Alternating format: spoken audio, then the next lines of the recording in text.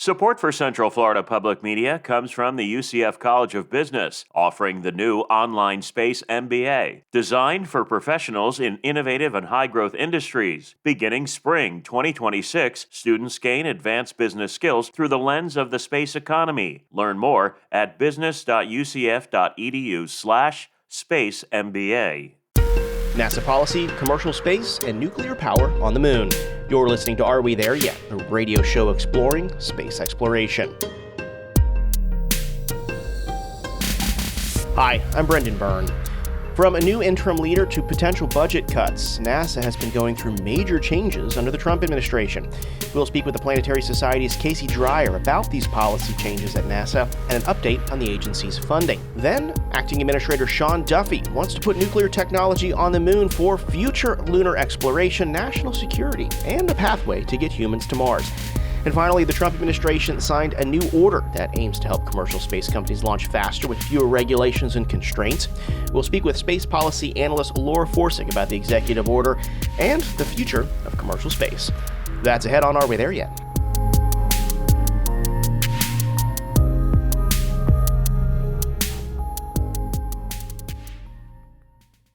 Just last month, the Trump administration selected Transportation Secretary Sean Duffy as NASA's acting administrator, serving in both roles.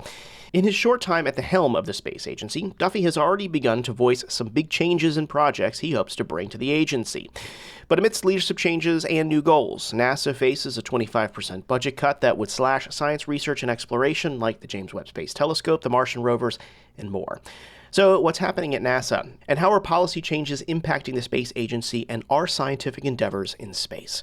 Here to answer those questions and more is Casey Dreyer, Chief of Space Policy at the Planetary Society. Casey, welcome back to the show. Thanks for having me. Hey, so since the last time we spoke, NASA now has an interim leader. What do we know about Sean Duffy at the helm? Well, we know that NASA is not his only job. He's also the Transportation Secretary. We know that he doesn't have a lot of professional experience with space, but we know he seems interested in space and has at least been engaged to a certain degree, but it's uncertain how. I mean, I think at the end of the day, NASA deserves a full-time Senate-confirmed leader. And Sean Duffy, while we're still getting to know him, is at the moment an acting administrator with another job. And we need more for that for NASA. What has he said publicly about what he envisions NASA as an agency moving forward? We've seen him say there's two major actions, I think, that we've seen so far, right? Which is, one is this commercial launch licensing, but then also advancing and accelerating a nuclear fission reactor on the surface of the moon, which was a program that had begun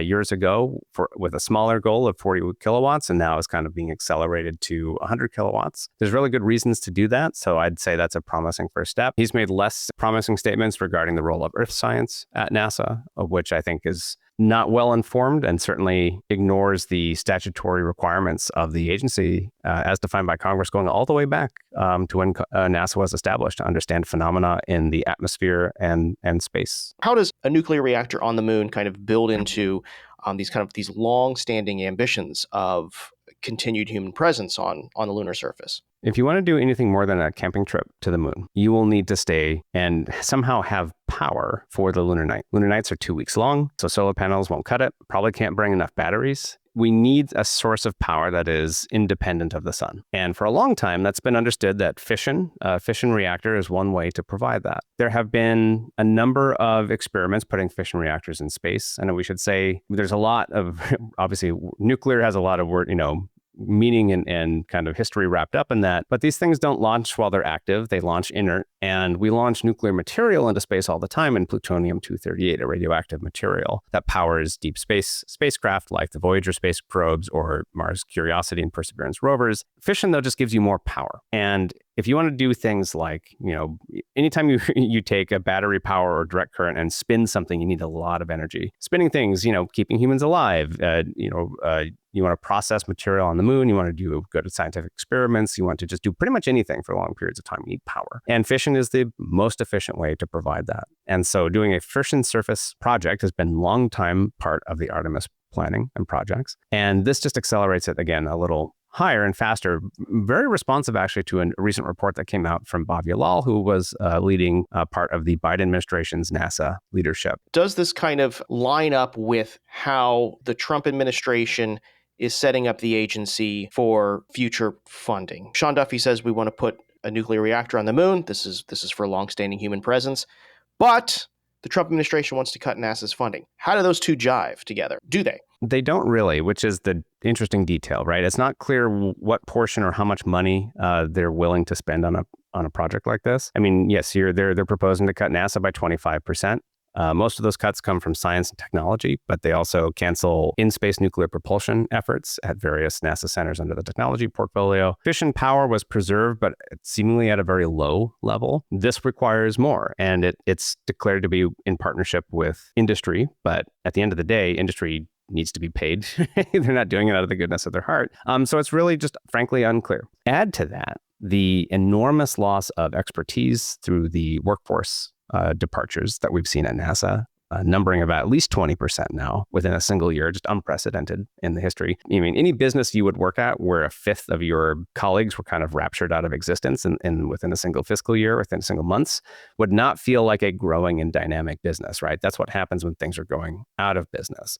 So is this proposal, which again is good and sound policy conceptually, is this commensurate? Is this possible to do with the incredible workforce losses and the lack of budget? I don't think so. Probably not. But again, we have not seen those details. Either way, you would think it would be more challenging to do that at the end of the day without having that expertise in-house. Let's talk about that workforce loss, because that continues to increase even since the last time you and I spoke here on the show. What do we know about what's happening with this reduction in force and what impacts that's having now in the short term, and then these anticipated long-term impacts that you've alluded to a bit, but what do we know about what's happening? Again, we know mainly through some high-level numbers that NASA has stated, and then through some additional reporting from places like Politico, which got access to more detailed applications of where these losses were. But this is through NASA's deferred resignation program. This is happening broadly through government, where they're encouraging people to basically quit, and that they will pay their salaries through the end of the fiscal year, at the end of September of this year. And then also this kind of combined with other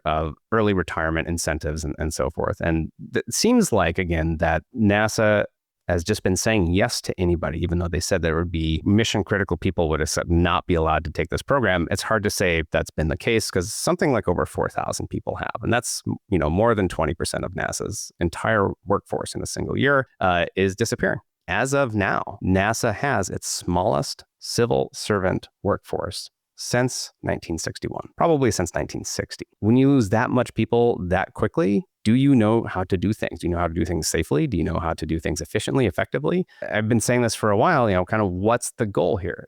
If the goal is seemingly just to reduce headcount, I guess they're doing it, but what are they sacrificing for that? Obviously, these people were doing something. Even people who are, I'd say, skeptical of the size of government, there's an institutional knowledge that is very hard to maintain when you lose this many people this quickly. We may not even know what those impacts are until we get into October, November, December, and into the next year, right? Well, a lot of people have left already. I mean, functionally, they've been put on administrative leave. So I think for situations like this, the impacts are normally felt as time goes on, as the kind of the pressure internally builds up of the pace of, they're not able to process as many grants. They're not as able to process as many contracts. They don't have the people to do paperwork. They don't have in-house expertise. They don't have in-house experience. Various types of capability are just literally going out the door. And again, you may not notice that right away. And the ability for NASA to make smart decisions about, is this company a viable option for investing in or to rely on for services? Is this plan that we're being told to implement viable? Are there things that we haven't thought of? A lot of people make the connection between the Columbia disaster in 2003 and the workforce reductions that happened in the mid-1990s, which happened over 5 years and much more phased out, which NASA lost 20% of its workforce, right? It puts pressure on the system. And that's the uncertainty that NASA is now shouldering. And the big experiment now we've just imposed on our national space program to handle that type of shock of workforce. Another issue that the agency is going to be dealing with is the budget process. We've been talking about this on your multiple appearances on the show. Where are we now with this budget process? You've told us that the Trump administration has proposed a massive cut to NASA's budget. How is that fending on Capitol Hill? Any other time, I think we'd be popping champagne bottles open. We saw from the Senate, their initial NASA budget had a complete rejection of the Trump administration's cuts. They kept NASA functionally flat. They kept science the same. And they actually increased various science missions funding that were all proposed to be canceled. So not only is it like, don't cancel this project, here's a little extra money to, to run this project better. I'd say a pretty clear sign, right, from the Senate. On the House side, the House also maintained the top line levels of NASA. They did not accept the 25% cut that the administration proposed. They did cut science in the House budget, but by 18%, which is not good, but far better than half, which was the proposal. And they move a lot of that money into Artemis and human spaceflight. On top of those, you had the big, beautiful bill, budget reconciliation that passed, that contains $10 billion over the next 7 years, specifically for Gateway, Artemis, institutional investments through human spaceflight centers, and various other, and ISS operations and capabilities. So theoretically, on paper from Congress, the intent seems to be, we're not just going to not cut NASA, we're adding resources, particularly for deep space human exploration and human side. Now, we're not popping champagne corks because we have a very aggressive interpretation of executive power from the budget director at the White House, who says that congressional appropriations are a ceiling, not a floor for spending, and that the president, if he so chooses, cannot spend any money appropriated by Congress. This is the concept of impoundment. Impoundment doing so, basically to not spend this money, would be a violation of the 1974 Impoundment Act passed by Congress, and would spark a constitutional crisis that would have to be resolved by the Supreme Court. So we're in a situation where even though Congress is clearly signaling its intent that both House and Senate want NASA to have this funding, and particularly if they're not able to provide it by the start of this fiscal year on October 1st, even though the pathway is trending in that direction, we are very worried that the Office of Management and Budget will direct NASA to functionally impose these cuts right away and in a way that cannot be undone. Right? You turn off some of these missions in space, you do not get them back. I'd say it's debatably legal, but it certainly violates precedent, and it would certainly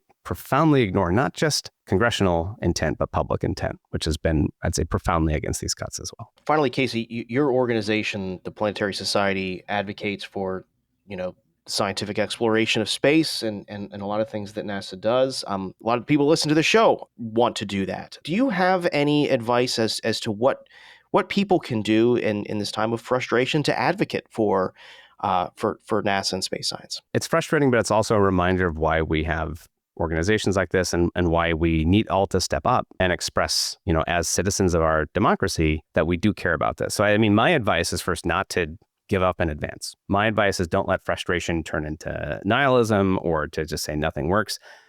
It is working. Congress did an extraordinary rejection. This is a Republican-controlled Congress. So we need to not let up on that pressure and to ensure that when things are moving forward, that, among the variety of issues that Congress is handling and dealing with, that we don't forget about the space program. And that even if some of these worst things happen, we do have the capability, and I'd say the responsibility, to build things back in a way that prioritizes the gem of our national space program that we have that serves the public interest and does the things that industry is unable or unwilling to do, like scientific exploration, fundamental technology development, while partnering with the best parts of industry to lead humans further into space. Don't get frustrated. Turn that into action. I'd say look at the Planetary Society. We're doing a day of action on the Hill with 13 other organizations this fall. So it's not just us. It's a huge, coalition of groups. We're going to be there right at the start of the fiscal year to voice our support. There's ways to do it online, just to not give up. Casey Dreyer is the Chief of Space Policy at the Planetary Society. Casey, thanks for joining us again. Anytime.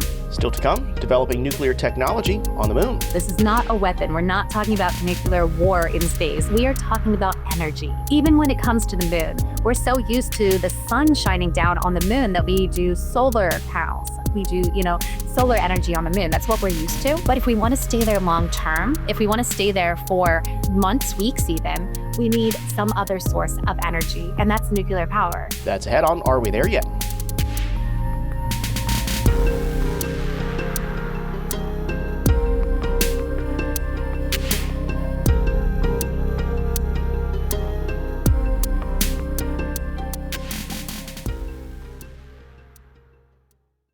You're listening to Are We There Yet? I'm Brendan Byrne. What's happening on Mars? Martian rovers Curiosity and Perseverance have been busy on the red planet exploring Martian craters and dirt to find out more about Earth's planetary neighbor. And the more discoveries the rover makes, the closer they get to answering the question, could there have been past life on Mars? We'll check in on our rover friends on Mars on a future episode of Are We There Yet? But for now, we're talking about nuclear power plants and a new executive order. Although we just talked about potential budget cuts, acting NASA Administrator, Transportation Secretary Sean Duffy is pushing NASA to develop a nuclear power plant on the moon by 2030. Plus, the Trump administration also signed a new order that changes launch regulations for commercial space companies. Here to talk about nuclear power and commercial space companies is space policy analyst Laura Forsick. Laura, welcome to the show. Thanks again for having me. I want to first start with the White House's new executive order as it pertains to commercial space.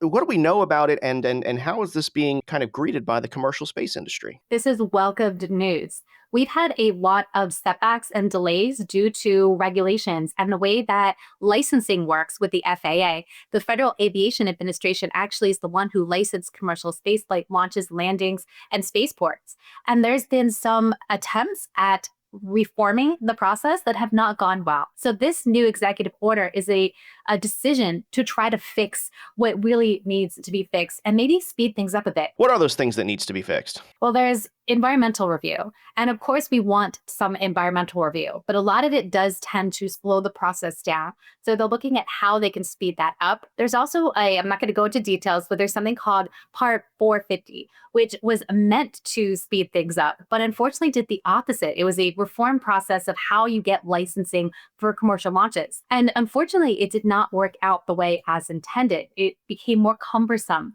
for commercial companies to file to launch their spacecraft. And so they're looking at how to reform that whole process that they were already trying to reform. And it appears that reform has some bipartisan support in Congress, which, as we know, is quite rare these days, right? It is. I don't think anybody on either side wants to slow down commercial spaceflight. I think there's a general understanding that companies like SpaceX and others really need to move forward in order to do what the United States government wants it to do, both with satellites, launching, we're about to have the X-37B launch this week, as well as the human spaceflight and what we want to do with the International Space Station and then going on to the moon and Mars. We really need to ramp up the way that we do launch here in the United States, and that's a bipartisan welcome thing. Are these changes happening because of companies like SpaceX that are moving so rapidly, or are these changes coming because the federal government wants more companies to be more rapid, or a little bit of both? It's probably both. We know that SpaceX has very ambitious goals as to how much it launches. It just surpassed 100 launches for year 2025.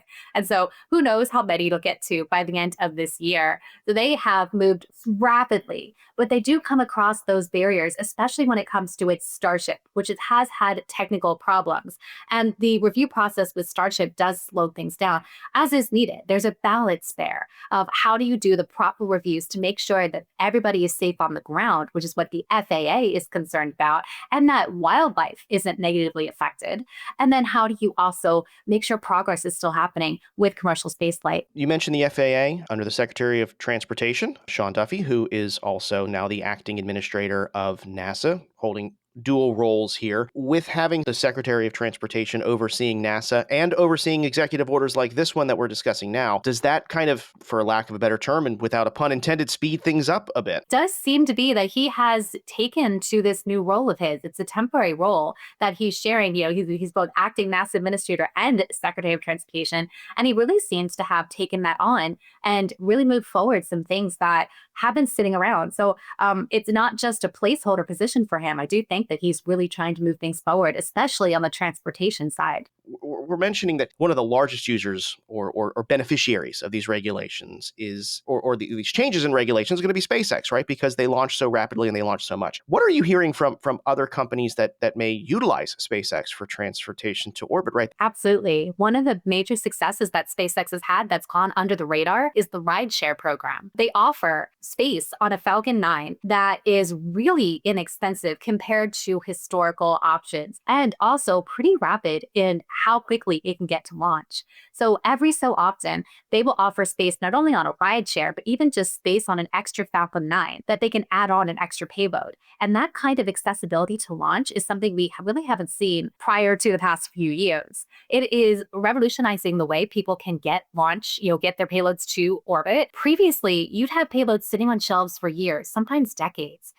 And it does no good if it's not in space. And so the way that these regulations can be changed to increase launch cadence, again, not only for SpaceX, but for other companies as well, can really help to increase the overall activity that we have in space and open up the options as well. If people think that they can't get their payload to space, they can't get their scientific instrument to space, they can't get their people to space, then they're not going to pursue it. But if they think there's a way and they think they can do it fairly quickly and inexpensively, relatively speaking, then they're going to pursue that as an option. And Laura, you are a scientist by trade, right? That's how you got into this business here. More opportunities to get more science into space. That's got to be a great thing for the scientific community, right? It is a great thing. However, under the current administration, we are seeing significant cuts in the science programs, not just at NASA, but throughout the federal government. And these scientific payloads, whether they're built by commercial industry, by universities, or by the governments themselves, by NASA centers, they require money. And usually that money comes from the federal government. Very rare to have an external source aside from the federal government that pays for large scientific missions. And so therefore, we are seeing probably a setback in the ways that new scientific missions and scientific instruments can be designed, built, and launched simply because that funding may not be there for the foreseeable future. So it is a give and take. If we increase launch, we still need to be able to have things to launch. And if they're cutting science payloads, it might not be science payloads that fill those rockets. Is the hope that the private industry will come in and fill that gap? But as you mentioned, these experiments and these missions are quite expensive. And is there any reason for the private industry to step up and fund science? There are certainly instruments, payloads, scientific satellites that are profitable.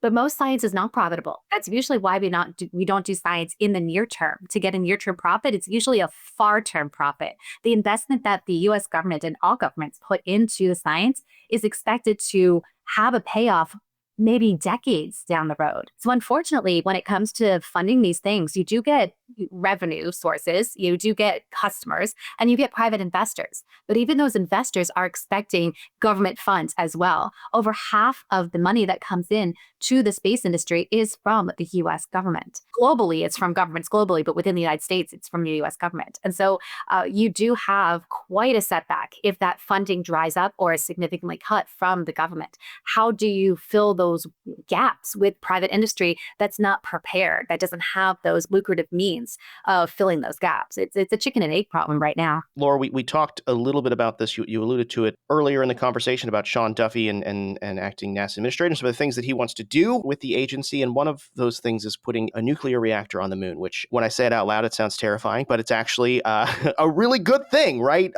Tell me a bit about this plan and why it's coming to fruition and why we need to have nuclear power on the lunar surface. This is so exciting. It's not scary at all. This is not a weapon. We're not talking about nuclear war in space. We are talking about energy. Even when it comes to the moon, we're so used to the sun shining down on the moon that we do solar panels. We do, solar energy on the moon. That's what we're used to. But if we want to stay there long term, if we want to stay there for months, weeks even, we need some other source of energy, and that's nuclear power. The moon has this odd, we have to kind of wrap our mind around it, us being Earthlings. It has this odd 29 and a half day. And that means that half of that time is in night. So that's 14, almost 15 days in darkness. So you've got the sun shining on you that you can use solar power for 14 days. But then for the rest of that cycle, that 14 days of darkness, you need some other energy. You can use batteries, but what you really do need is nuclear energy. And this didn't come out of nowhere. This is something that China and Russia are also working on for their nuclear base. So this is a way that we can both do some fantastic exploration on the surface of the moon, as well as hopefully keep up with what China is doing. That leads me to wonder, is this initiative really for the scientific endeavors that will take place on the moon, or is this a way for this administration to beat China, something that it is trying to do in in many different avenues of government. Is this really propelled by the scientific merit, or is this politically motivated? I'd say all of the above. You have to have that foundation of the technological advancements to have a long-term sustainable presence on the surface of the moon. And NASA has actually to date done very little in preparing for a long-term sustainable human presence on the surface of the moon. And so you need that scientific advancement that, step up when it comes to nuclear energy that we've never seen in space before, in order to make this happen, in order to do a base for scientific reasons, but also for political reasons, geopolitical reasons. Back with the first space race, it was a race between the Soviet Union and the United States. And now we are definitely seeing that it is a race with China. I don't consider it a race. I consider it a competition with China. We have not been racing. we are losing this race if it is a race, because we are definitely behind in what China is doing and plans to do. And this is a way that we can keep up with the plans that they've already enacted, which is a nuclear reactor on the surface of the moon for their own base, and hopefully for our own base as well. And then also, there is something called due regard. It's part of the Outer Space Treaty that was signed in 1969. Parties have to have due regard for what's up there, what they're doing, the activity in space. And so if you have a nuclear reactor on the moon, you have to have due regard for what's going on. You have to avoid that area. You can't claim ownership of the moon, but you can have a keep out zone, they call it, a place where it's not safe to do activity in that vicinity. And so it's another way of sort of claiming territory without actually claiming territory. Finally, Laura, we hear elsewhere in this show from Casey Dreyer from the Planetary Society about funding issues and the funding process, and how, more funding is going into human space exploration at the cost of science elsewhere. But that can be seen as a good thing for, NASA's ambitions to put humans on the moon and then on to Mars. When you look at, the acting NASA administrator talking about putting this nuclear reactor on the moon for this long sustained presence of human activity on the moon, do you see that as a good sign for programs like Artemis, our next human endeavor to the moon, at a time when there is a lot of uncertainty in funding for NASA? Is this a good sign? It shows the priorities of this administration. They are emphasizing exploration and competition with China over just pure scientific merit. We've seen the cancellation of missions to search for water on the moon. That is a key component of Artemis. So we're seeing the emphasis shift from the pure science of how do you discover what's on the moon, what minerals on the moon, what water, where the water is, to the how do you just get people to stay there long term? How do you get a sustainable base? And that foundational engineering and supply chain and logistics, that's the emphasis right now. And the science will come, because once you're up there, what are you going to do? You're going to do the science. Laura Forsick is the founder and executive director of the space consulting firm Astrolytical. Laura, thank you so much for joining us. Thanks for having me. That's going to do it for this week's show. If you're not already, be sure to subscribe to the show's podcast feed so you never miss an episode. Do that on the Central Florida Public Media app, Apple Podcasts, Spotify, the NPR app, YouTube, or really wherever you get your podcasts. Stay connected with this show. Follow us on social media. Our handles on Instagram and Facebook are at AWTYSpace. And if you got an idea for a future episode of the show, or you want to join us as a guest, reach out to us. Our email is arewethereyet@cfpublic.org. Are We There Yet is a production of Central Florida Public Media. Our new intern is Orion Boone. Welcome to the team, Orion. Our producer is Marion Summerall. Editorial guidance comes from Latoya Dennis. Support for Are We There Yet comes from our listeners. Until next week, I'm Brendan Byrne. Thanks for listening.